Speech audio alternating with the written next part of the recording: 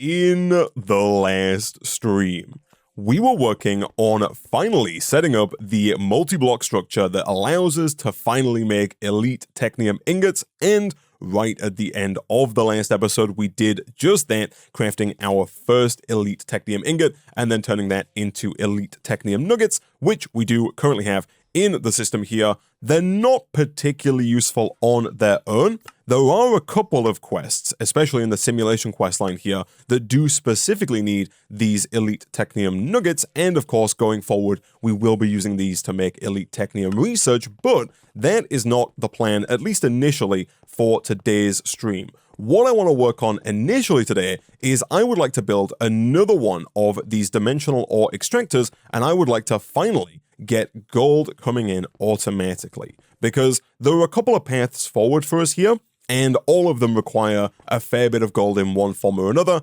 and up until now, the way that we've been getting gold is to take multiple stacks of silver, crush that down over in our advanced crushing factory, and then take that silver dust, place it into the dimensional infuser. You'll see I've even gone as far as to put a hopper down here so I can backlog the silver dust to automate somewhat the production of gold dust, and then of course we can smelt that gold dust into gold.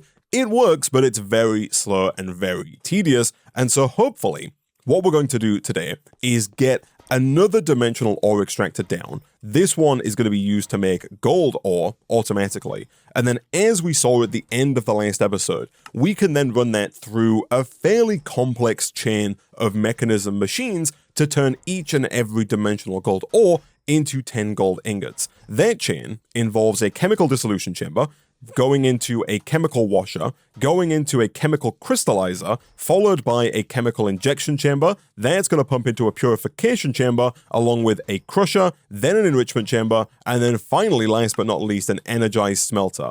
And along the way, we might also need a couple of extra resources, like the salt we mentioned yesterday as well, in order to make the hydrogen chloride. But this set of 8 machines here should allow us to automate the production of gold. Between streams, I did go ahead and make sure that we had enough of everything here to remake another dimensional ore extractor. This one is going to go down on the lower level of the base. In fact, I do need, before that, to craft up the dimensional ore extractor itself. We have almost everything we need here. We just need another one of these dimensional machine frames, which we can get with a few more obsidian ingots. We could probably do with making a few more of those sooner rather than later, because we are getting somewhat low. And then finally, we just need 4-dimensional dust, which we might have actually backing up in our alloy kiln here as well. And so if we throw that in the system, we can take another one of these dimensional ore extractors. Over here, we have started to back up on dimensional nickel ore, which is good. We can take 2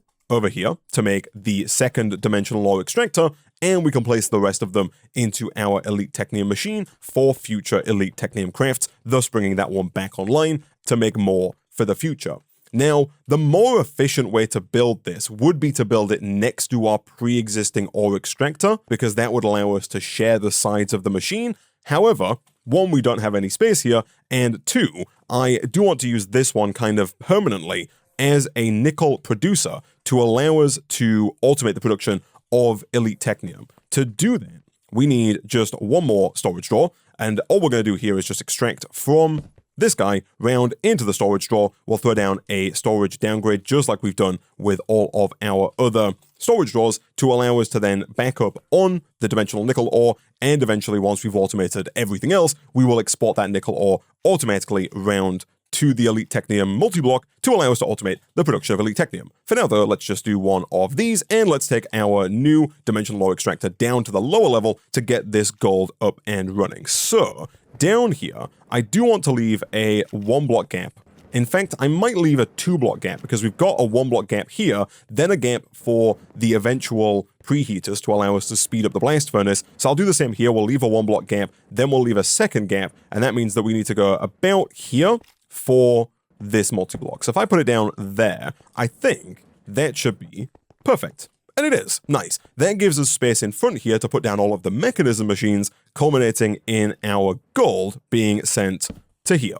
That's the plan anyway. So, of course, to get this up and running, we do need to get a dimensional gold ore, and that is going to be a little bit tricky because we need 32 gold ore to make one-dimensional gold ore, and of course, as we saw in the last episode, every single one of those requires gold dust combined in the combining factory with the blank ore, which we get by placing the compressed stone into our dimensional infuser. Now, this is actually where we're going to run into our first problem of the day because we are fully out of stone. We don't have any of it. The reason for that is that at the end of the last episode, we were having a bit of a copper problem. You'll see now that we are not having a copper problem. I did manage to fix it. I did two things. The first thing that I did is I added 4 more rock washers. That wasn't actually the problem though. The problem is that we didn't have any water being sent around to this entire setup. And the reason for that is that over here, it turns out that the matter condenser will continue to eat water even once it's fully backed up on matter balls. And so essentially, if I were to reconnect this real quick, you'll see at the moment, we're backing up on water quite nicely, the pump is full, and everything is good. However, if I do this, you'll see the pump starts to run out of water because all of that water is being sent around to the matter condenser and effectively just being deleted. And so, for now, I've disconnected that. When it comes time to fully automate the production of matter balls, I think we're just going to have to get another electric pump that is dedicated to the production of those matter balls. But for now, the copper is back online. The downside to the copper being back online is that it is tearing through our stone and we don't have any backing up. There are a few solutions to this problem. We could put down even more stone miners. That would mean setting up another pillar for stone. We could also look at trying to get the next tier of miner. The next tier of miner does produce double the amount of stone, and it might not be that difficult to do. It would require 24 elite research, which we could get with 3 elite Technium Ingots, and we're honestly not that far away from being able to make that a reality. Over here, we have most of everything. The only things we're missing are Skystone and Gold Gears. The Skystone does require stone, which we could potentially siphon from some of the other multi-blocks. Initially, what I'm going to do here is I'm going to make a couple of the advanced Technium machine frames to speed up our pre-existing miners. We'll see how that does, and then we'll probably look at trying to get the elite miners as soon as we have the resources to do that. These advanced Technium machine frames do reduce the recipe duration by 40%, and so it's almost doubling the speed at which the stone is made here. It's not quite double, but that does mean if we combine the advanced Technium machine frames with the elite miners, that should almost quadruple the amount of stone that we're producing. So we'll leave that kind of doing its thing, and we're going to have to come back to that when we want to get the dimensional gold ore. Whilst we wait for that though, I'm going to go ahead and quickly craft up all of these machines here. They're all basically the same. They all require some combination of machine frames and then just a lot of the refined obsidian ingots, a lot of the atomic alloys. The lower tiers require the basic control circuits and the basic alloys, and then the advanced control circuits and the advanced alloys. You get the idea. It's a lot of the same. So I'm going to craft up all 8 of these machines and place them down right next to our dimensional ore extractor. Alright, so I think that we are about good to go here. We've got most of the easy machines. I think we're now ready to make the chemical crystallizer, along with the chemical washer, and finally the chemical dissolution chamber. That just requires the diamond gear that I placed over here. We'll throw that in, and that should be everything for another dimensional machine frame and a chemical dissolution chamber. Again, just as soon as we grab 2 of these. Cool. Now the real question is, in the time it took me to do that, did we actually manage to back up on any kind of stone? Because if we didn't, then we have a bigger problem on our hands. And the answer is no. Before there was no stone in here, and there still isn't any stone in here. So we do need to get stone way faster. Okay, so in that case, what I'm going to do, I'm going to, again, kind of hold off temporarily on putting these down, and instead, I guess we're going to try and get 2 more elite Technium to try and upgrade to the next tier of miners. So what I'm going to do temporarily is I'm going to go ahead and disconnect this storage door. I think the easiest way for me to do that is legitimately just to move it up like that. That's going to allow all of the stone to go into the drawer without connecting to the Tom Simple storage network. So the stone's going to back up. The reason we need that stone here is, of course, to make more Skystone. That Skystone is required to make the extra elite Technium Ingots, but I really don't think it's going to take us too long at all to get 2 more, because we've already got a good amount of stuff in here. We already have the dimensional ore, we already have the lithium, the advanced Technium, the matter balls, the black quartz. We might have enough diamond plates. We don't, but we can make some more if we want to get 2 of these. We already have the osmium rods. All we have to do is make 8 gold gears and a stack of skystone, which I don't think is going to take too long at all. All right, so a little bit of gold smelting and stone infusing later, we are at 3 elite technium ingots. We do need to recraft our other elite technium ingot back up. I guess we don't need to do it, but we do, of course, get more research if we process the actual ingots because we get 10 per ingot as opposed to 9. Also, it looks like the elite research actually requires power. These have not required any power up until now, but now we're going to have to swap this out. So let me throw down some universal cable here to get this connected to power. And I did, by the looks of it, just break an XNet cable as well. Let me reroute that kind of down like that. Where is my nearest power cable? We can find that out with our facade wrench. Give that a quick right click. Our nearest power cable is kind of nowhere to be seen.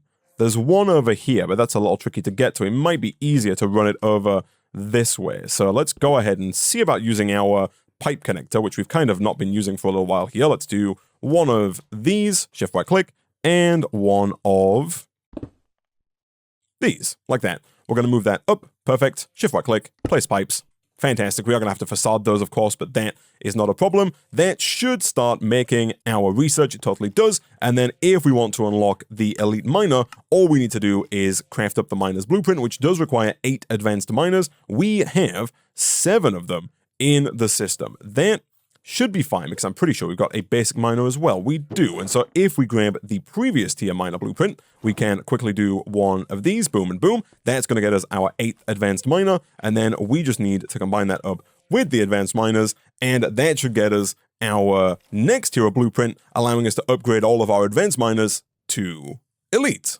All right, so I went and picked up our 5 advanced miners that are making stone. Over here, we can now swap this out and we can use our trick of moving these as soon as one craft starts to hopefully speed up the production of these elite miners. And once we have 5 elite miners, we can go and put these down, and these should on their own produce double the amount of stone as the advanced miners, and then of course with the advanced Technium machine frames inside of them, they should go ahead and almost again double the speed that they produce the stone from there even further, like that. We can then go ahead and move this back down to here, like that. We should also take some of that stone out, of course, and use it up in our combiner to get the gold ore, which is kind of the reason we did all of this in the first place. Also, it's not strictly necessary, but I am going to go ahead and upgrade these pipes here from basic to advanced. I'm even going to waste 1 infused alloy on 1 pipe upgrade there, just to move the stone around to the drawer here just that little bit faster.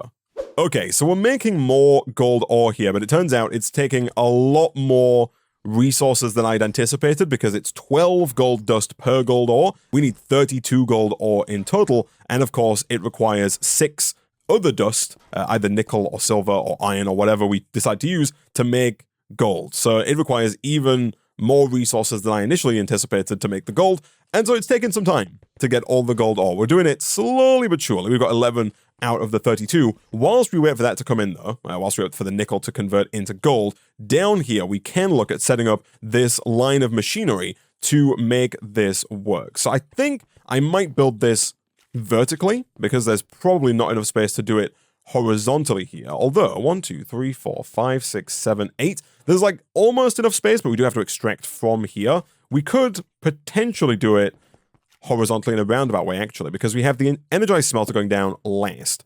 Before that, we have the enrichment chamber, like so. Then we have the crusher, like this, the purification chamber. I believe these are all in order here. The chemical injection chamber, the chemical crystallizer, the chemical washer. And then, unfortunately, you can't just pull from the dimensional ore extractor, although we might be able to pull from the top there, actually, if we put a pipe down like this. That might actually work and might be kind of perfect. So for the most part here, all we have to do is set the left to input and the right to output and turn auto eject on. We can do that for every single one of these machines because for every single one, we want to pull the resource from the previous machine and push the output into the next machine.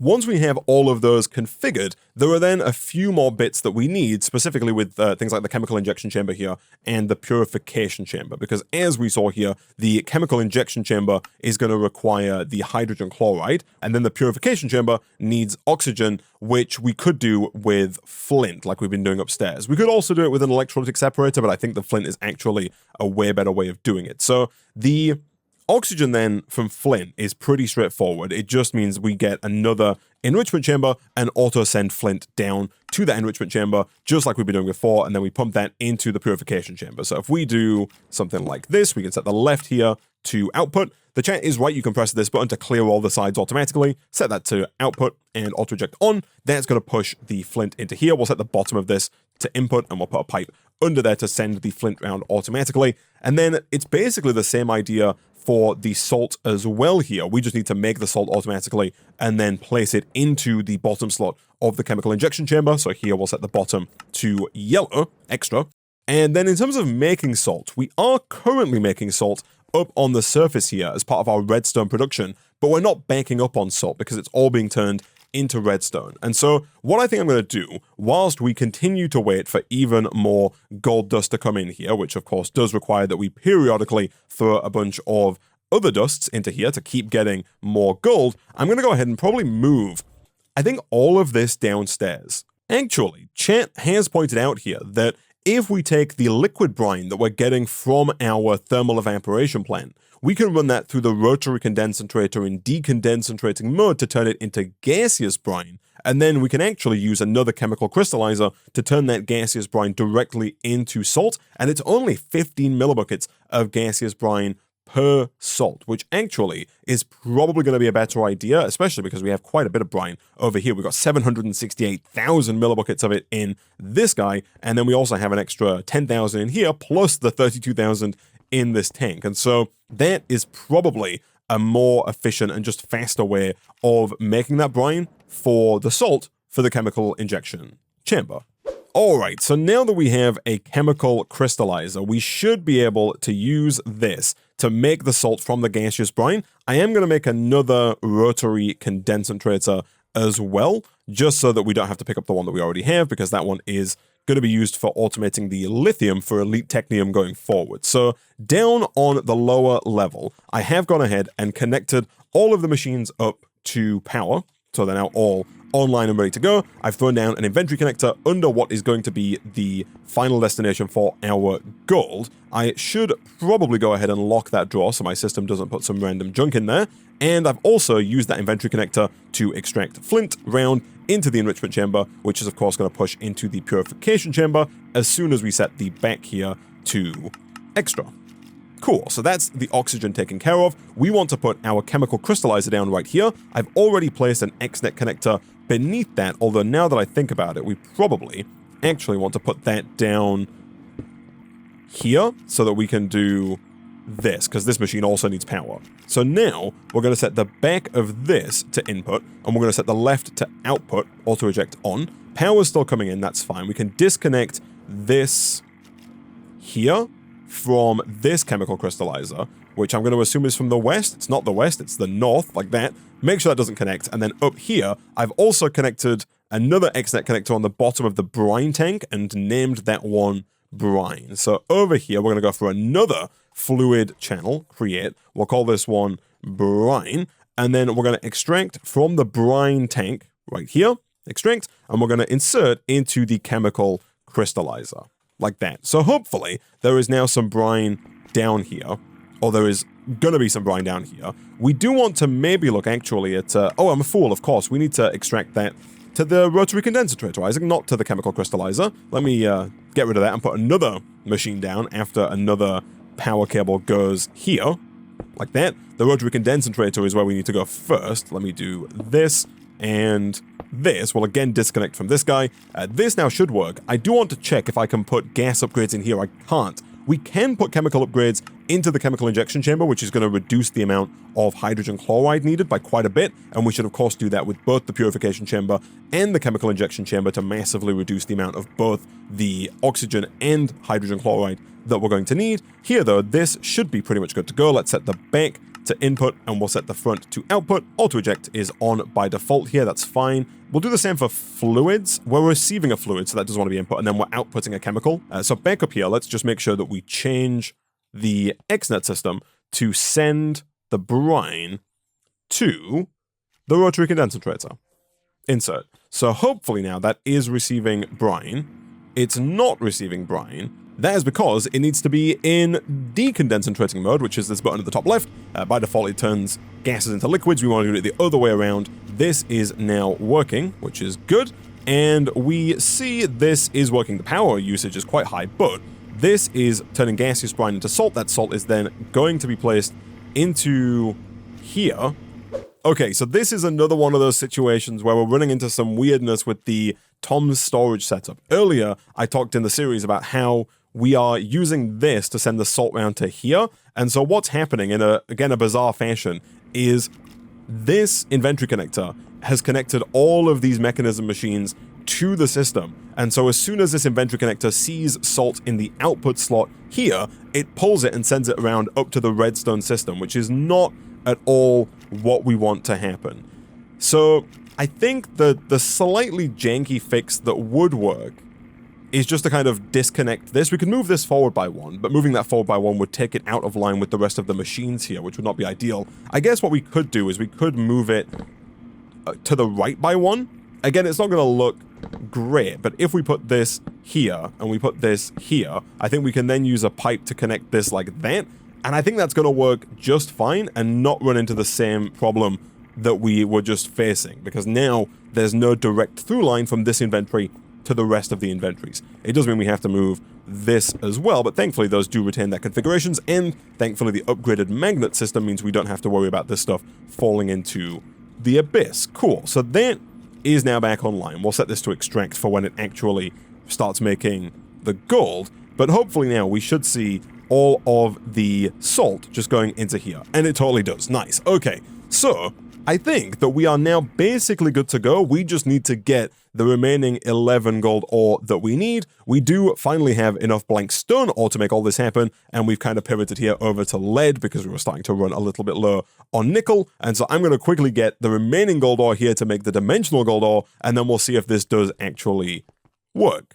And a bunch more gold later, we have more than 32 gold ore, so now we just need to place that gold ore back one more time into the dimensional infuser. That is going to get us 1-dimensional gold ore, and finally we can give this a try and see if we are able to start making gold ingots automatically. So down here, let's go ahead and plop this right in the center. Boom and boom. That is going to start consuming power to produce dimensional gold ore. We should probably get an advanced machine frame to make that a little bit faster. For that, we're missing copper gears, which I'm assuming I have extra of in here. I do indeed. We threw loads of copper in there earlier. Let's do this, and let's do a quick /back. We'll put you into here to make that a bit faster. We will, of course, set this to extract, like so. And hopefully, we start to see this working. Now, there is one more fluid that we need to export, and that is the sulfuric acid that we, of course, have over here at the end of our production line. And so, real quick, just like we've done with brine, let me run an XNet cable over to the sulfuric acid with an XNet connector, and we'll also put another XNet connector onto the mechanism machine, and then send that around to get this going. So with the connectors down, back over here, we're going to make our 6th fluid channel, call this sulfuric, and then we're going to extract from sulfuric acid right here, create extract, and we're going to insert into our chemical dissolution chamber. Actually, real quick, before we hook that up to make that work, we do want to get more chemical upgrades into our chemical dissolution chamber. Also, apparently that's another chapter complete, because this is going to massively reduce the amount of sulfur used in this process. And real quick, I should also go make 16 more so we can do the same for the hydrogen chloride and the oxygen. Boom and boom. Never mind, it turns out here, much like the chemical crystallizer here, where we need gaseous brine to make the hydrogen chloride, the same is true here as well. If we press U on this, we actually need sulfuric acid, which is not to be confused with liquid sulfuric acid, which is what we have in our tank over here. So we just need to add another rotary condensator to the line up here to turn it from regular liquid sulfuric acid into the gaseous sulfuric acid for this to work. All right, so now this is working. Again, you do have to switch it into deconcentrating mode, but this is now turning liquid sulfuric acid into sulfuric acid. The output is on, and so hopefully this is working. Good. And so that isn't good. I don't know why we have oxygen in the output slot for the chemical washer. The good news is that I think that's rectifiable with a gas tank. As in, I think we can take a gas tank, go back down to the lower level, and then just do a quick one of these to extract that. And then hopefully we can then move on here. So this needs purifying water. Again, that should be fine. I did disconnect this a second ago, but actually we want to reconnect this here because we need to go back up, and on the purified water channel, which is the second channel here, we need to insert into the chemical washer. Now, whether or not we're producing enough purified water to run this continuously is yet to be seen. It looks like it is running here, but not particularly fast. And this is kind of something that we saw a little bit in the last episode as well, because we need a lot of purified water to keep our elite technium going. And so I think that we've got a few options here. We can put down more water purifiers, which is probably a good first option. Another option that's been pointed out by the Twitch chat is that we could actually swap out the regular water that we're using, which gives you 1 millibucket of purified water for every 2 millibuckets of water, with hot water, which gives you 10 millibuckets of water for every 1 bucket of water. So it's 20 times better because it gives you 10 times as much and uses half as much on the input side. So to do that, what we'd have to do, I guess, is kind of disconnect the top pipes here, which I guess, for the most part, we'd only really have to disconnect like this one and this one, because the rest of these could just be removed entirely. And then we'd have to use our XNet system to move the hot water from the hot water tank, which is down over there. In fact, we actually don't have a hot water tank, so we'd have to put a hot water tank down under here, which should be fine because we're backing up, I think, quite nicely on hot water. We are. Again, in both of these, we've got almost 1 million millibuckets in that tank there. So that is not what I want to do. Thankfully, this does retain its inventory, at least the input inventory, if not the output inventory. But if we were to put another XNet connector down here, we could put down another tank and then use our XNet system to move the water up to, I guess, another tank that we would then use to distribute water to these water purifiers. I think to make life easier, what I might do is I might move like this water purifier here over to the end like that, and I'll do the same on the other side as well. That way we can leave this pre-existing pipe where it is and then just run a new pipe for hot water that goes on the water purifiers. And we might also look at making more water purifiers as well whilst we're at it, just to even further increase the production rate for the purified water. And finally, we're going to go in for a 7th fluid channel here, create. This is hot water, and we're going to extract from hot water right here, and we're going to insert into the send hot water here and into the also send hot water here. So what I've done is I've put down 2 tanks just for symmetry's sake, and now this should be kind of ready to receive hot water as soon as this is done. Now this one is broken. The reason it's broken is that I picked it up and put it back down, which I think clears the inventory, but then when I did, it started filling up with purified water. I guess we could do the same here. We could kind of break, and it's probably a good idea actually to break and replace these just so that we can get it using the hot water just that little bit faster. There we go. These are already all set to extract. This one's going to have the same problem. It totally does. That's fine. We'll set it to extract first like that. Then we'll go ahead and break all 4 of these like so. And now we should be producing even more purified water than we were previously. Of course, right now we're only extracting from this tank. We're not actually extracting from this tank, and so we should probably rectify that with another XNet connector and just set them both to extract so that we can actually get the maximum benefit from our system. It wasn't a problem before, and I guess isn't still a problem because the pipe does run through the middle here, so the excess that is being produced in here does eventually make its way over to this tank, because this tank is just kind of a buffer tank at this point, but there's not really much point to keep it as a buffer tank, and so instead we should probably just run the XNet cable round to the nearest bit of XNet cable, which is here, actually. Perfect. And then we'll also go ahead and give this a name. What did we call the first one? We didn't call it anything. We'll call this purified water, and then we'll copy, and we'll paste that into this one as well. We'll also set this one to extract, and so that should pull from this guy as well, and it is. Cool. So now, down here, this should just be working. And it looks like it totally is. We keep getting random stuff in here. That's because I have not locked it. If we lock it, we shouldn't get random stuff. And we actually have some gold ingots. Nice. Okay. So now we could, if we wanted to, I guess put this in manually. There we go, because we locked it. That makes sense. So now it looks like the bottleneck is maybe the chemical washer here. I guess we could look at putting some speed and energy upgrades into some of these machines, because this is actually backing up on dimensional gold ore. That's not our problem, which is surprising. I really thought dimensional gold ore would be the limiting factor. Let me go make a bunch of speed and energy upgrades and see what we can do here. If we fully upgrade all of these, it might be a bit much in terms of how much we can actually afford power-wise, but we'll give it a go and we'll see what we can make happen.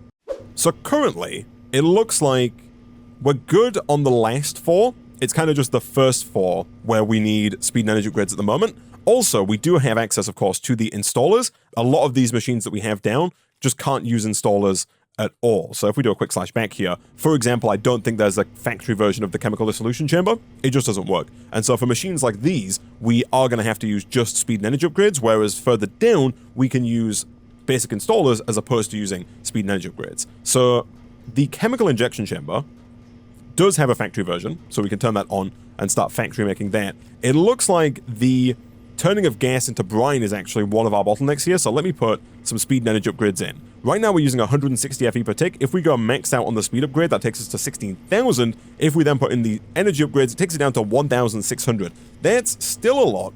The hope, I guess, is that we actually back up on hydrogen chloride here, although this really isn't fast enough. There is an alternative way for us to make hydrogen chloride, which might be way more power efficient, because this does work, but it's really power inefficient. The fact that we're spending 1,600 redstone flux per tick to make a very, very, very small amount of hydrogen chloride just isn't good enough, I don't think. So I think we're actually going to have to make the hydrogen chloride using the chemical infuser here with hydrogen and chlorine. The chlorine we can actually get by putting the brine into an electrolytic separator to get sodium and chlorine. We can then also do the same thing we've done before with water, also in an electrolytic separator to get hydrogen and oxygen, and then we can combine the hydrogen and the chlorine to make hydrogen chloride. That is also going to use a fair bit of power, but I don't think it's going to be anywhere near as inefficient as this right here. So that definitely needs work. Over here, this chemical washer looks to be our next bottleneck. This is using 80 currently. If I put all the speed upgrades in that, it goes to 32,000. And then comes down to like 3,500 to 4,000. That's probably too much. Let's go down to like 4 speed upgrades.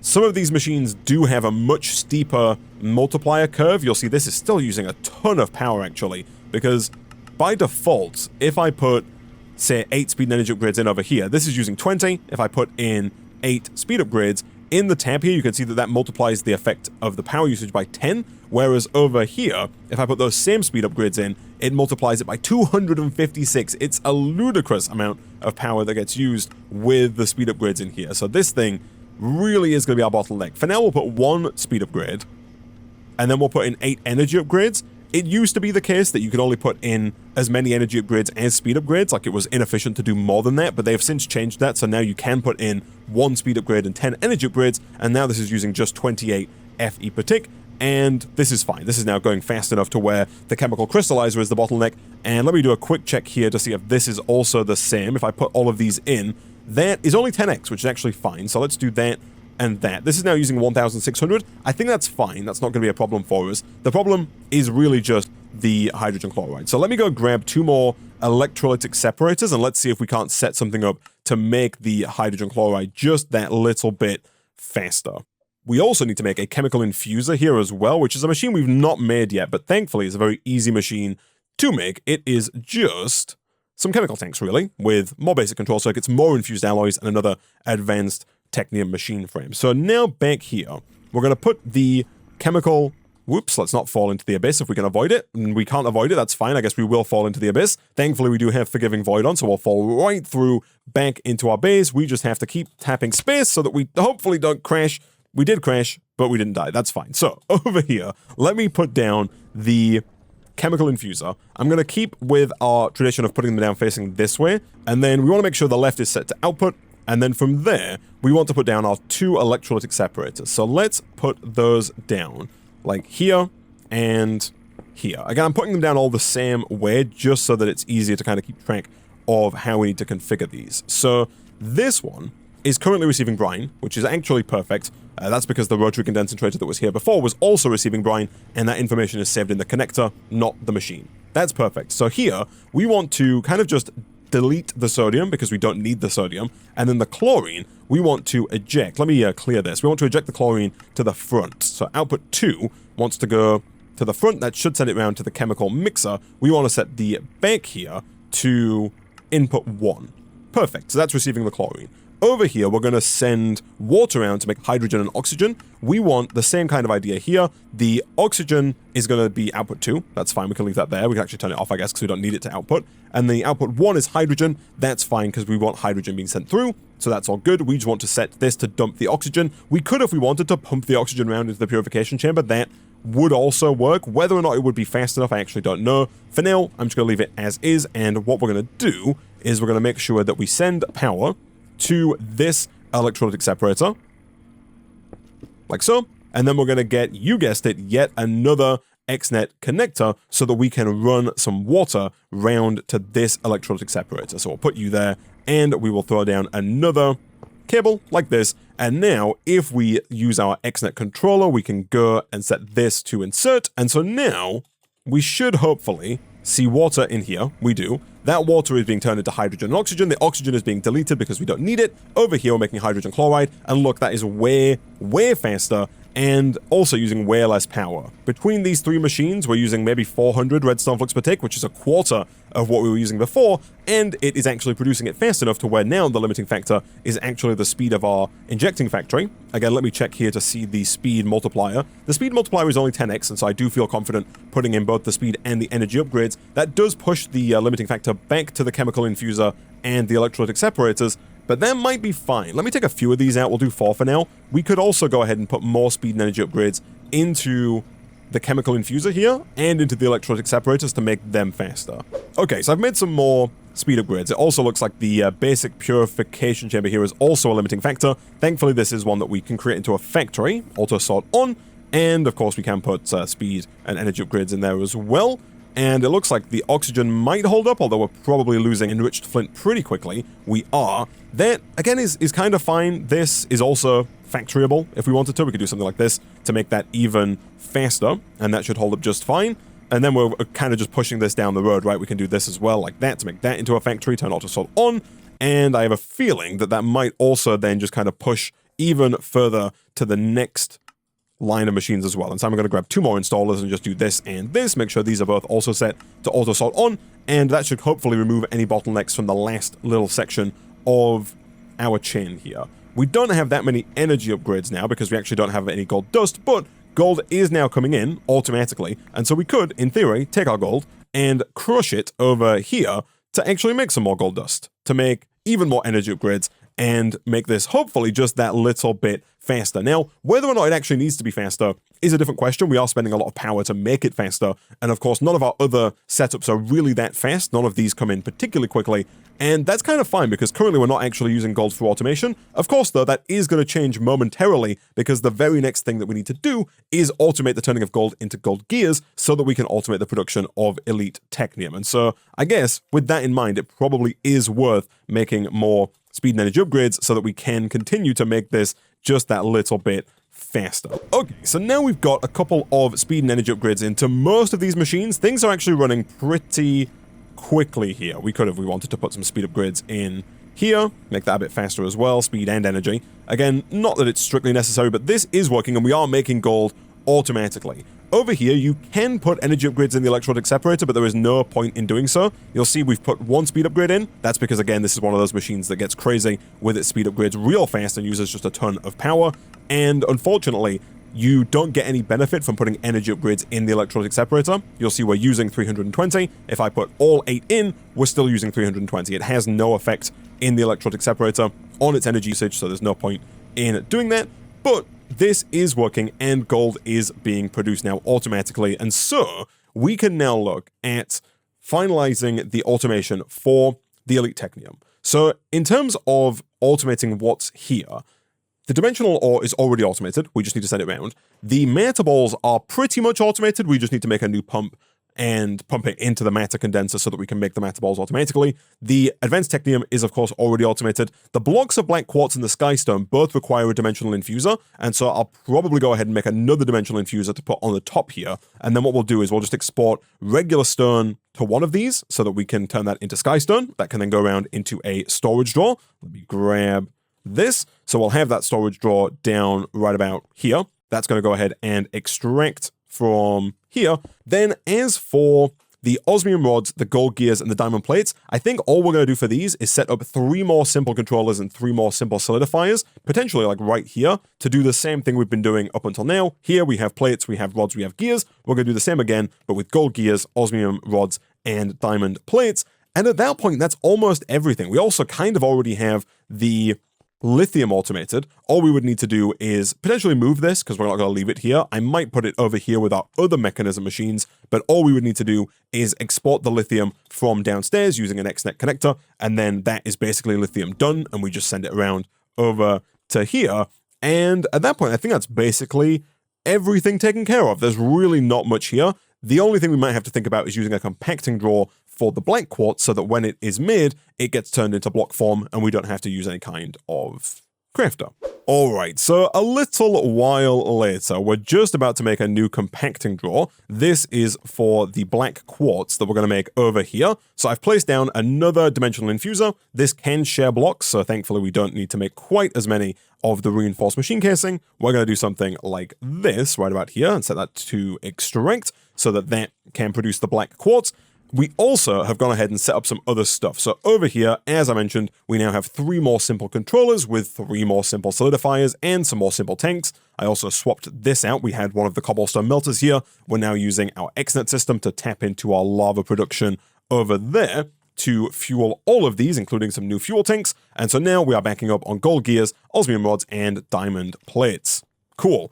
Over here, I've gone ahead and thrown down the setup for lithium. So we have our rotary condensator and our chemical crystallizer making the lithium dust. Again, we're using an XNet channel to pull the lithium. We did run out of XNet channels, and so what I have done here is somewhat awkwardly, I have connected the XNet controller to the entangled block here. The problem we've run into there is that there's actually kind of no power in this biogenerator. So I think if I were to do this, that should put power back in the XNet controller. It totally does. So before we were using this entangled block to connect to our elite Technium machine over here and give that power, I've since changed that to the XNet controller so that we can get access to that final channel right here. And so that is sending lithium around up into the lithium dust making system. And then over here, I've made another one of these pumps, and we've put down our matter condenser, so we're pumping the water into the matter condenser. That is making the matter balls, which are being sent around to here. We do have a storage downgrade on this drawer and all the drawers over there. We don't have a storage downgrade over here because the matter balls are not really using a resource actively, so we can kind of just leave that as it is forever. It looks like this has turned into ice, but it looks like it doesn't matter. This is still working. It's still sending water around into the matter condenser, so I'm not going to worry too much about the ice there. And so now, looking at the list here, gold gears are done, osmium rods are done, lithium dust is done, advanced technium ingots is done, matter balls are done, dimensional ore is done, diamond plates are done. The last 2 are skystone and blocks of black quartz. All we need to do is we need to send regular stone to this dimensional infuser, and we need to send Certus quartz to the second dimensional infuser, and then of course we need to set both of these up in such a way that they're actually connected to the system. Okay, so a quick change of plans here. It actually turns out you can't stack the dimensional infuser multi-blocks vertically because you end up putting the second dimensional infuser into the top of the first dimensional infuser, which then stops that first dimensional infuser from working. And so what I've gone ahead and done is I've moved the arc furnace out to the end of the lineup here and squished all 3 of these machines together because these can all sit next to each other horizontally like this, and we've actually ended up saving about 16 reinforced machine casing by doing it this way, and it kind of fits perfectly with the width of our base. Everything else here is the same, so the dimensional ore extractor is still making the nickel ore and it's still connected up in the same way. Over here, all I've done is thrown down another logistical sorter set to extract stone and Certus quartz and to send those around to these 2 different dimensional infusers. We're then, of course, extracting both of those into the compacting drawer and regular drawer that we had previously. I have put a downgrade into the compacting drawer. With the compacting drawer, the downgrade reduces the capacity to a stack of blocks, not a stack of crystals. You'll see we have now backed up on 256 black quartz.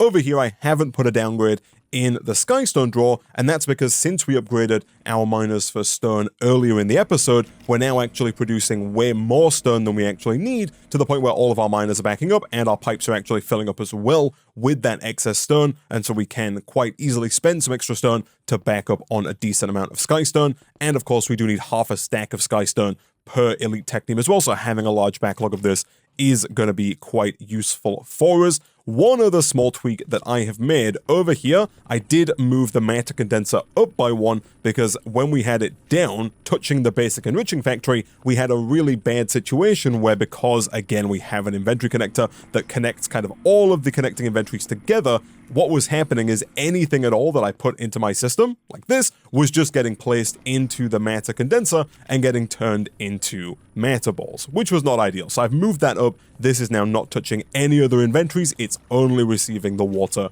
from the electric pump. And so now I think we are pretty much good to go. I did also go ahead and throw down more inventory connectors with inventory cable, so all of these are hooked up and ready to go. And so it should just be a case now of pumping everything around into the Elite Technium machine to get Elite Technium automated. Now, to do that, we are going to have to first get another entangle block. We don't necessarily have to get another entangle block. We could just run energy cable and inventory cable up to the Elite Technium machine, but I do think that an easier way for us to do this is going to be to throw down an entangle block somewhere where we already have power, and then just use a pre-existing inventory connector to extract using a logistical sorter. I don't think we have any spare logistical sorters in our backpack. We don't. Thankfully, they are, of course, very easy to make. Boom and boom.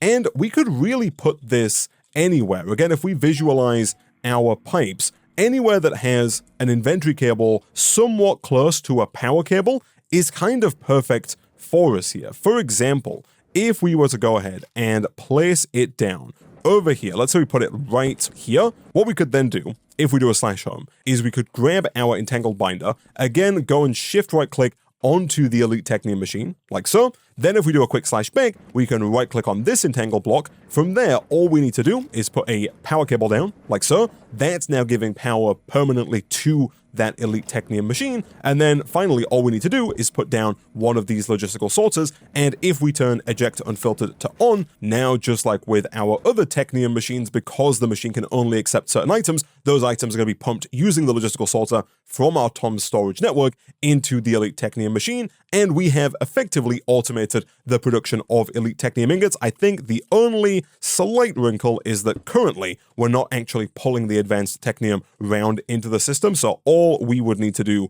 is grab one more storage drawer, which we may have in the system. We do. Let me throw that down right about here. And then, of course, all we need to do there is make sure this has a downgrade and is connected up with an inventory connector. And at that point, we actually will have fully automated Elite Technium. Boom, boom, boom.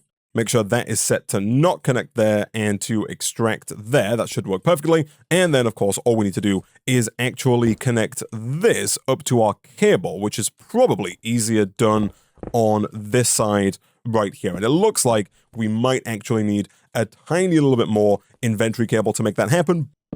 Like so. We can obviously go ahead and facade that. But now, as soon as we go ahead and set that to extract, that is going to go ahead and fill up with the advanced Technium. You'll see that advanced Technium is being extracted right away. That's because it's being sent around over into here. And we already have 15 Elite Technium ingots ready to go.